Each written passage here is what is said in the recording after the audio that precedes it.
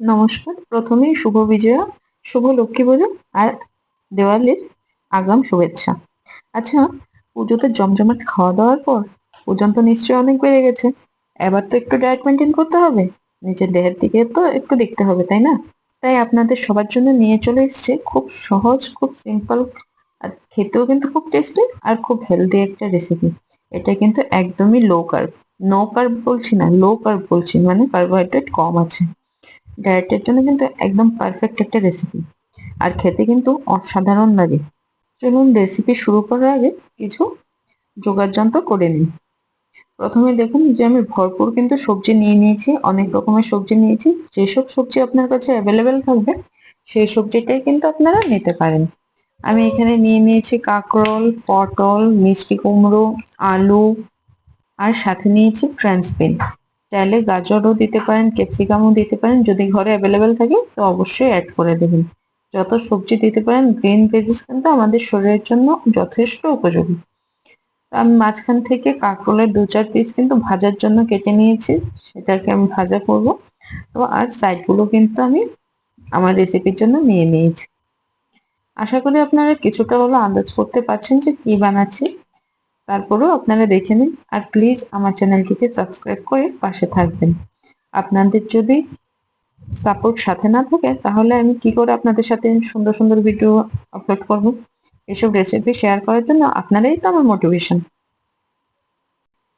তাই চটজলদি যান, আমার চ্যানেলটিকে সাবস্ক্রাইব করে দিন আর পাশে থাকা বেল আইকনটি প্রেস করে দিন।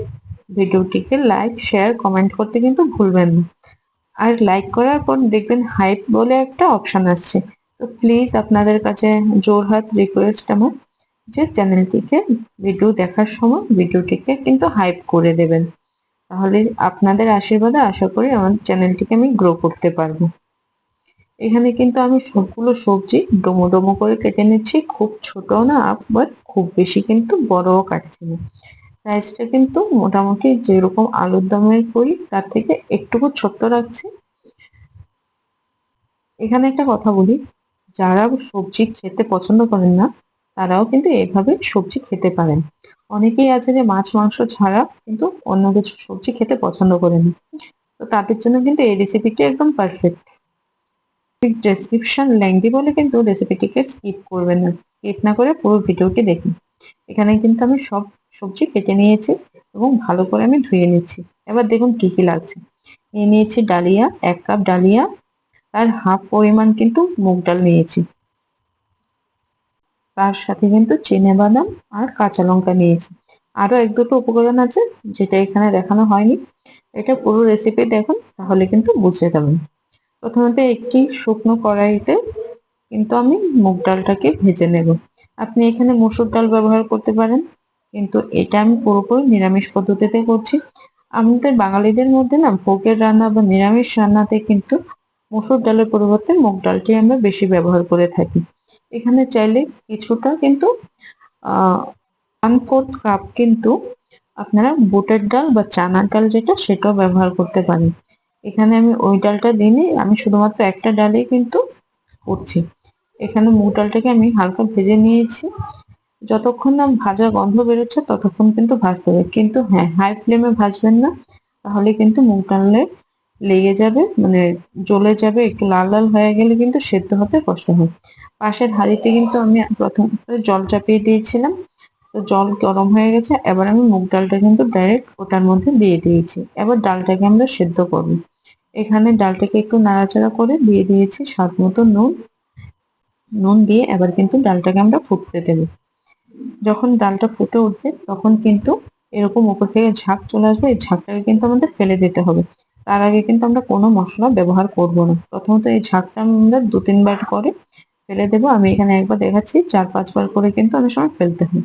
পাশে দেখেছিলাম যে আমার ভাজা হচ্ছিল, তো ভাজা করে যে তেলটা বেঁচেছিল এই তেলটা কিন্তু আমি কড়াইতে ঢেলে দিয়েছি। তার সাথে আরো একটু তেল অ্যাড করে নিয়েছি। নিয়ে গরম হওয়ার পর কিন্তু চিনেবাদামগুলো আমি ভেজে নিচ্ছি এখানে। এখানে আমার ভাজাভুজি কাজটা আগে থেকেই করে রাখছি পাশে। তাহলে আমার রান্নাটা কিন্তু সহজ হবে এবং খুব কম সময় নেবে। আর এই রেসিপিটা কিন্তু করতে খুব বেশি সময় লাগে না। আপনারা চাইলে কিন্তু এটাকে প্রেসার কুকারে করতে পারেন। কিন্তু প্রেসার কুকার থেকে আমি বলব যে হাঁড়িতে করে সুবিধা হবে। একটু নাড়াচাড়া করার সুবিধা থাকে।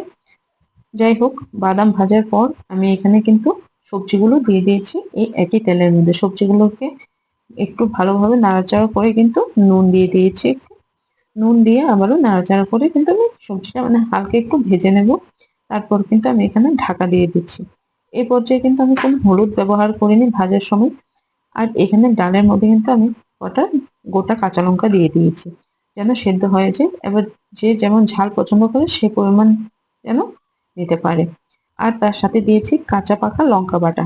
লঙ্কা বাটাটা কিন্তু এই সেদ্ধর সময় দিয়ে দেবেন, তা না হলে কিন্তু ওই লঙ্কার ঝালটা না খুব একটা ভালো লাগে না, মানে খুব গলায় লাগে।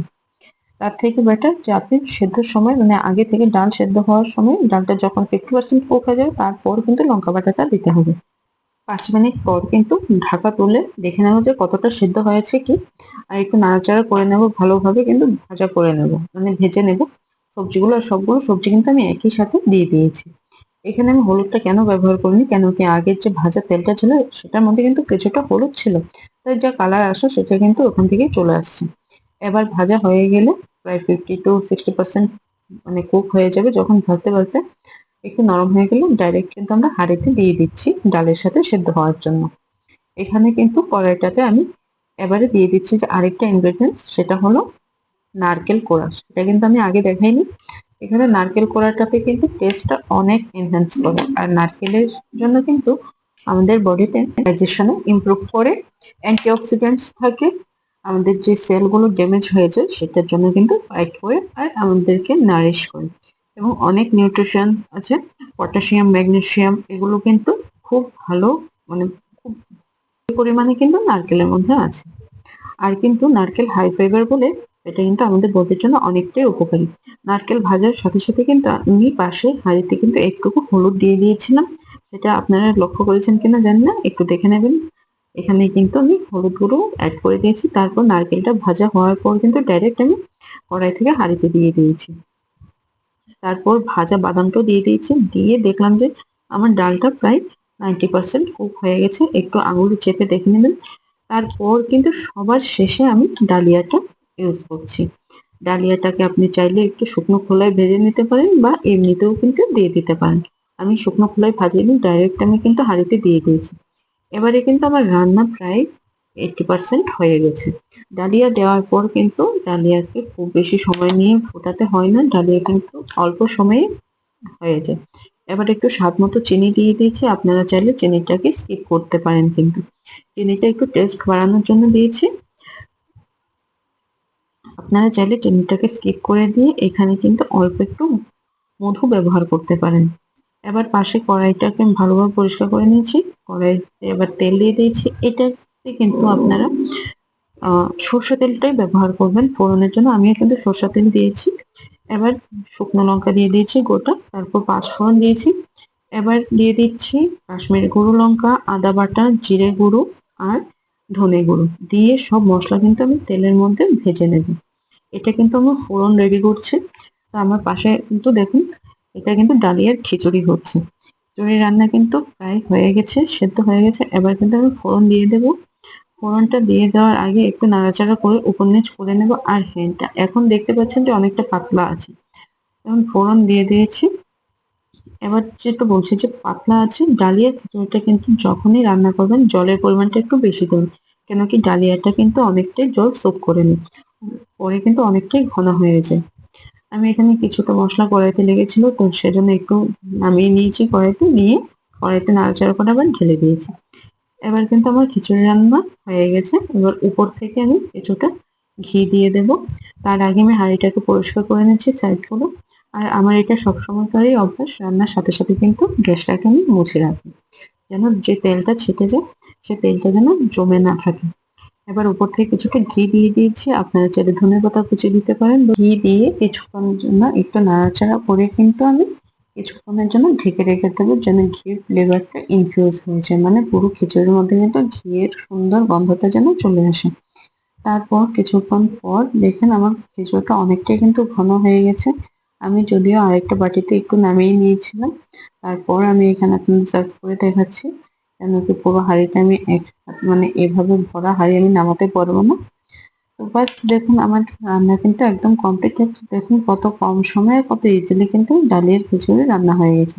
আর এটা কিন্তু ভীষণ ভীষণ ভীষণ হেলদি একটা রেসিপি। এই লো কার্ব রেসিপিটা আপনারাও বাড়িতে একবার ট্রাই করুন। আর এই রেসিপিটা কিন্তু আপনারা যে কোনো পূজা পার্বণে কিন্তু করতে পারেন ঘরে। অনেকে চালের খিচুড়ি পছন্দ করে না, তাদের জন্য কিন্তু এই রেসিপিটা একদম perfect. Thanks for watching and please subscribe.